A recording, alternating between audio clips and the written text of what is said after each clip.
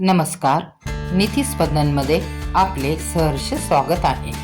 आज आपण या व्हिडिओमध्ये पाहणार आहोत 12 जानेवारी राष्ट्रीय युवा दिन म्हणजेच स्वामी विवेकानंद यांच्या जयंतीबद्दल काही विशेष अशी माहिती.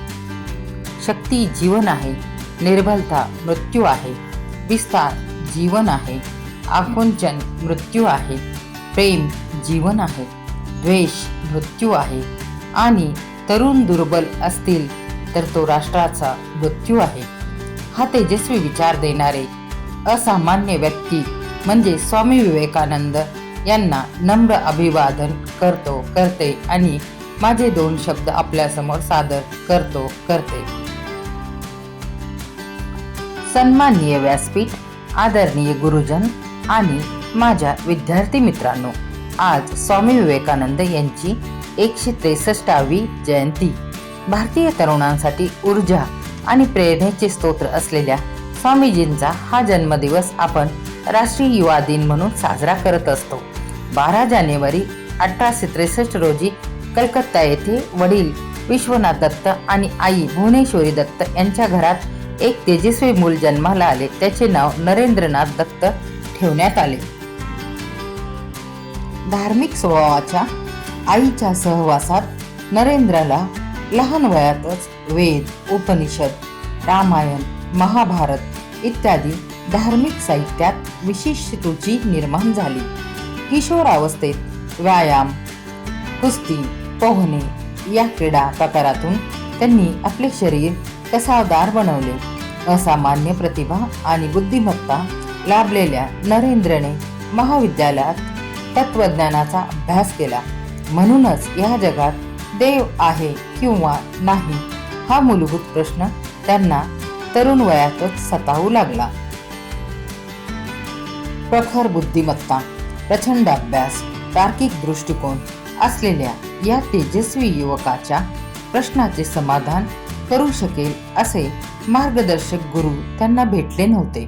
महाविद्यालयातील प्राध्यापकांच्या सल्ल्याने एक दिवस ते दक्षिणेश्वराच्या मंदिरात रामकृष्ण परमहंस यांना भेटले आणि उफाणलेल्या नदीची जणू सागराशी भेट झाली. आपल्या गुरुकडून आत्मज्ञानाची प्राप्ती झालेले नरेंद्रनाथ संन्यासी झाले. धर्म, राष्ट्र आणि मानवतेच्या हितासाठी आजीवन युद्ध करणारे योद्धा संन्यासी, ज्यांचे नामकरण झाले स्वामी विवेकानंद.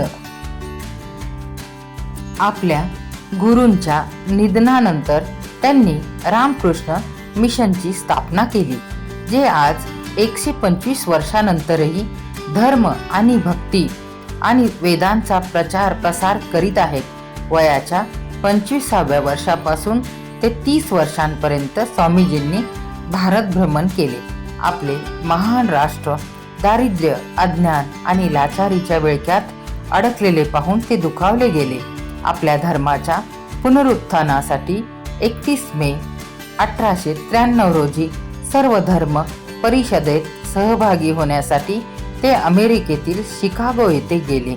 या परिषदेत अवघ्या 30 वर्षे वयाच्या या तरुणाने महान भारतीय संस्कृतीचा आणि हिंदू धर्माचा डंका अवघ्या विश्वात वाजविला. या तेजस्वी युवकाच्या भाषणाने, विचारांनी अमेरिकेतील फार मोठा समुदाय प्रेरित झाला. धर्म कुठलाही असो, सर्व मार्ग ईश्वरापर्यंतच पोहोचतात हा त्यांचा संदेश भारतीय सहिष्णुतेचा आधार बनला.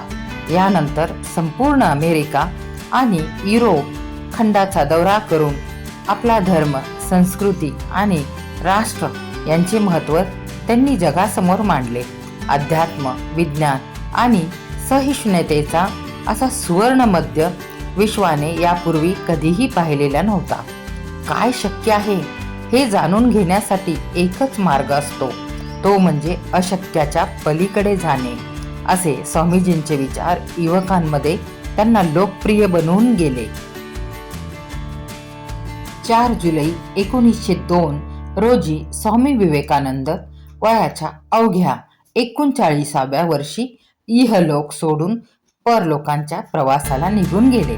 परंतु राष्ट्र, धर्म आणि मानवतेसाठीचे त्यांचे विचार अखंड ऊर्जेचा स्तोत्र बनून सदैव जिवंत आहेत.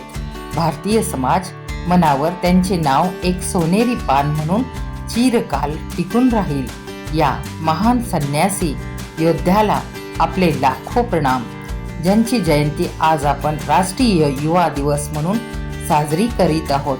स्वामी विवेकानंद यांनी या देशाला स्वधर्म शिकवला. उठा, जागे व्हा आणि जोपर्यंत ध्येय प्राप्त होत नाही तोपर्यंत थांबू नका, असा जगाला मूलमंत्र देणारे प्रभावी व्यक्तिमत्व म्हणजे स्वामी विवेकानंद होय. स्वामी विवेकानंद हे एक तेजस्वी व्यक्तिमत्व लाभलेले महान तत्वज्ञानी व कुशल वक्ता होते. लहानपणीच त्यांनी तत्वज्ञान, धर्म, इतिहास, विज्ञान, कला, साहित्य इत्यादी विषयांचे ज्ञान मिळवले होते. त्याचबरोबर वेद, उपनिषद, पुराण, रामायण, महाभारत अशा ग्रंथांचा अभ्यास देखील केला. तसेच ते खेळ व शारीरिक व्यायामातही कुशल होते. हे सर्व त्यांच्या आईवडिलांच्या संस्कारांमुळे शक्य झाले. स्वामी विवेकानंद यांनी जनतेच्या उद्धारासाठी रामकृष्ण मिशन व रामकृष्ण मठ स्थापन केले. त्यांनी अनेक ठिकाणी अनाथ आश्रम, वसतिगृह, रुग्णालय स्थापन करून समाजसेवेचे अनमोल कार्य केले. त्यांनी अनेक भाषणातून हिंदू धर्माचा मानवतावादी चेहरा स्पष्ट केला. त्यांनी जगाला शांततेचा संदेश दिला. सन 1898 मध्ये शिकागो येथे भरलेल्या जागतिक धर्म परिषदेत स्वामी विवेकानंद यांनी भाषणाची सुरुवात माझ्या प्रिय बंधू भगिनींनो अशी केली. तेव्हा टाळ्यांचा कडकडाट झाला. या भाषणात त्यांनी सर्व धर्म समान असून ते एकाच उद्दिष्टासाठी आहेत असे सांगितले. कोणी लढले न्यायासाठी, कोणी लढले सत्यासाठी, कोणी लढले धर्मासाठी. लढणाऱ्यांमध्ये स्वामी विवेकानंद आदर्श ठरले. आज प्रत्येक भारतीय त्यांना त्यांचे व्यक्तिमत्व व महान आध्यात्मिक विचारांमुळे ओळखतो. त्यांचे वडील श्री विश्वनाथ दत्त हे कोलकात्यातील प्रसिद्ध व नामांकित वकील होते. आई भुवनेश्वरी देवी या बुद्धिवाद आणि सात्विक गृहिणी होत्या. त्या स्वामी विवेकानंदांना अनेक कथा सांगत असत.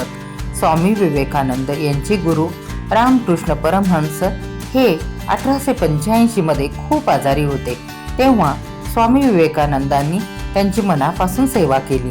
पण दुर्दैवाने परमहंस यांचा मृत्यू झाला. आपल्या पूजनीय गुरूंच्या मृत्यूनंतर स्वामी विवेकानंदांनी जनतेच्या उद्धारासाठी रामकृष्ण मिशन व रामकृष्ण मठ स्थापन केले. स्वामी विवेकानंदांनी जगात ठिकठिकाणी रामकृष्ण मिशनच्या शाखा स्थापन केल्या.